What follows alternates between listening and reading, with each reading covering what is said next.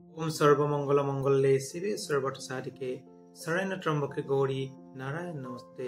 नमस्कार बंधुসকল, মই ঋতুস্নাস্তসকলে সকলোকে স্বাগত জনাইছোঁ। যেহেতু প্ৰত্যেক মাহত মই ৰাশিফলখিনি দি আছোঁ, বাকী ভিডিঅ' দিব সময় নাপালেও আজি মই বিৰাশীৰ বিষয়ে এপ্ৰিল মাহটো কেনে যাব চমুকৈ আলোচনা কৰিম। আপোনাৰ ৰাশিতে বহি আছে বৃহস্পতি, দ্বিতীয়ত ধনস্থানত বহি আছে মংগল, চতুৰ্থত পঞ্চমত বহি আছে কেতু, দশমত বহি আছে শুক্ৰ আৰু শনি, একাদশত বহি আছে ৰবি বুধ আৰু ৰাহু, দ্বাদশত বহি আছে চন্দ্ৰ। এনেকৈ আপোনাৰ ৰাশিটো গোটেইখিনি ৰাশিখিনি আৰম্ভ হৈছে। এইকেইটা ৰাশিত এইকেইটা গ্ৰহ বহি আছে। যেতিয়া বৃহস্পতি নিজৰ ৰাশিত বহে তেতিয়া বৃহস্পতিয়ে ভাল ফল প্ৰদান নকৰে। এইটো গুৰু ৰাশিত বহিলে যদি আপোনাৰ ৰাশি চক্ৰত বহে তেতিয়া অতি শুভ, কিন্তু বৰ্তমান গোচৰ ফলত বহিলে কিছু অশুভ ফল লাভ কৰে। যদি আপোনালোকৰ ত্ৰিপাপ দশা শুভ হৈ আছে বা ভাল দশা চলি আছে তেতিয়া কিছু শুভ ফলে লাভ কৰিব। গতিকে আমি অকল ৰাশিফল চালে নহ'ব, ৰাশিফলৰ লগত আমি ত্ৰিপাপ বা জন্মচক্ৰ চাব লাগে। যদি আমি চাওঁ বৃহস্পতি কিছু আপোনাৰ অষ্টমপতি, অষ্টমৰ অধিপতি হিচাপে বৃহস্পতি বহুত শুভ নহয়, ৰাশিতে বহি আছে। গুৰু সহায়টো কম, যিকোনো কামত আপোনালোকৰ প্ৰথমবাৰত কামটো নহ'লেও দ্বিতীয়বাৰত কামটো হয়, প্ৰথমবাৰত কিছু বাধা সৃষ্টি হ'ব পাৰে।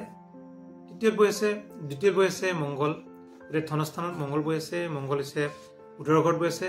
মংগলৰ শত্ৰু বুধ, যদিও শত্ৰু গৃহত বহি আছে তথাপিও কিন্তু ধনস্থানত কিছু শুভ। যিসকলে ব্যৱসায় বাণিজ্য কৰে তেওঁলোকৰ কাৰণে অতি শুভ, যিহেতু মংগল হৈছে ব্যৱসায় কৰক আৰু মংগল হৈছে সপ্তমপতি, বিবাহস্থানৰ অধিপতি বা পতিপত্নীৰ অধিপতি। পতিপত্নীৰ অধিপতি হিচাপে আপোনাৰ মংগল এইটো মাৰকস্থানৰ অধিপতি আৰু দ্বাদশপতি হিচাপে মাৰকস্থানৰ অধিপতি হিচাপে মাৰকস্থানতে আছে। তথাপিও কিছু শুভ ফলে প্ৰদান কৰিব। টকা পইচাৰ ক্ষেত্ৰত লাভ হ'ব। আপোনালোকৰ দোকান বজাৰ যিসকলে দিয়ে, যিসকলৰ ডিলৰ দোকান, যিসকলৰ মণিহাৰী দোকান, যিসকলৰ লোহা তামা কম্পিউটাৰৰ কাম কৰে, এইবিলাকৰ হাৰ্ডৱেৰ দোকান, এওঁলোকৰ কিন্তু অতি শুভ। আৰু পাৰিলে যদি আপোনালোকে এপ্ৰিলৰ 15 তাৰিখৰ পিছত দোকান বজাৰ ষ্টাৰ্ট কৰে অতি শুভ ফল লাভ কৰিব। যিহেতু আপোনাৰ ইনকামৰ ঘৰতে বহি আছে বুধ, দ্বিতীয় স্থানৰ অধিপতি, গতিকে অতি শুভ। যদি আমি চাওঁ পঞ্চমত বহি আছে কেতু। পঞ্চম স্থানটো যিহেতু আপোনাৰ পুত্ৰস্থান নাইবা উচ্চ শিক্ষা স্থান। উচ্চ শিক্ষা স্থানত যিহেতু কেতু বহি আছে, উচ্চ শিক্ষা স্থানত কেতু বহিলে কেতু কিন্তু শুভ ফলে প্ৰদান কৰে। আৰু কিছু ক্ষেত্ৰত যিসকলে উচ্চ শিক্ষা শেষ কৰি চাকৰি কৰিম বুলি ভাবিছে বা চাকৰিত এপ্লাই কৰিছে তেওঁলোকৰ কিন্তু কৰ্ম পোৱা যোগ দেখা যায়। এই মাহতে আপোনালোকে এপ্লাই কৰিব। আৰু যদি LIC বা কাৰিকৰী বিভাগ বা তেনেকুৱা যদি আপোনালোকে এপ্লাই কৰে ভাল ফল লাভ কৰিব। যদি আমি চাওঁ প্ৰতিপত্নী স্থানৰ কথা মই কৈয়ে দিলোঁ। ভাগ্যৰ ক্ষেত্ৰত যদি চোৱা যায় ভাগ্যৰ কিছু অতি শুভ, যিহেতু ভাগ্যাধিপতি হৈছে শনি। শনি আছে আপোনালোকৰ যিটো কৰ্মস্থানত, গতিকে কৰ্মৰ প্ৰাপ্তি যোগ দেখা যায়।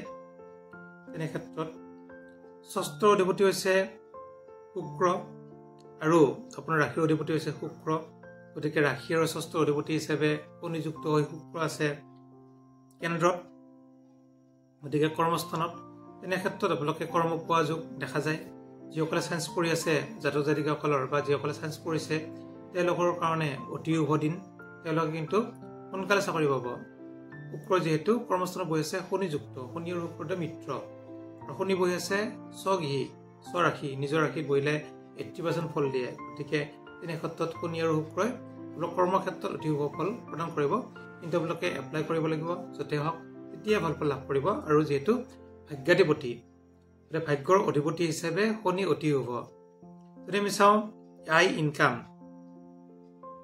অধিপতি হৈছে বৃহস্পতি, গতিকে ইনকামৰ অধিপতি হিচাপে আপোনাৰ ৰাশিতে বৃহস্পতি বহি আছে। আপুনি যেনেকৈ ইচ্ছা কৰে তেনেকৈ ইনকাম হ'ব, কিন্তু কষ্ট কৰিলেহে ইনকাম আহিব। আৰু ইনকামৰ ঘৰত কিন্তু বৰ্তমান বুধ আৰু ৰবি আছে, বুধাদিত্য যোগ হৈ আছে, ৰাহু বহি আছে, গতিকে ৰাহুৰ অতি শুভ। তেনে ক্ষেত্ৰত ইনকামৰ ক্ষেত্ৰত অতি শুভ হ'ব। দ্বাদশত বহি আছে চন্দ্ৰ। চন্দ্ৰ আপোনালোকৰ কিছু মানসিক অকণমান সমস্যা কৰিব পাৰে। যিসকলৰ জ্বৰ চৰ্দি হৈ আছে তেওঁলোকে অলপ সাৱধান থাকিব। গতিকে কিছু ক্ষেত্ৰত চৰ্দি, জ্বৰ, কাহ, বুকুৰ বিষ এইবিলাক কিছু হ'ব পাৰে চন্দ্ৰৰ কাৰণে। দ্বাদশত চন্দ্ৰ বা মংগল যিকোনো গ্ৰহত থাকিলে যিসকল জাতক জাতিকাৰ চন্দ্ৰৰ দশা চলি আছে তেওঁলোকৰ কাৰণে অতি অশুভ। আৰু বাকীবিলাকৰ কিছু কমকৈ অশুভ থাকিব অকল স্বাস্থ্যৰ কাৰণে বাকী ক্ষেত্ৰত অতি শুভ ফল লাভ কৰিব যদি আমি প্ৰতিকাৰ হিচাপত কওঁ বা চাওঁ আপোনাৰ ৰাশিৰ অধিপতি যিহেতু শুক্ৰবাৰে নিৰামিষ খাব শুক্ৰবাৰে ঘি চাকি দিব পাৰে ভাল ফল লাভ কৰিব আৰু যেহেতু বৰ্তমান আপোনাৰ হ'ব বুলি ক'ব পাৰি বৃষ ৰাশিৰ মোটামুটি শুভ আছে আৰু যদি কিবা সুধিবলগীয়া থাকে আপোনালোকে সুধিব পাৰে ধন্যবাদ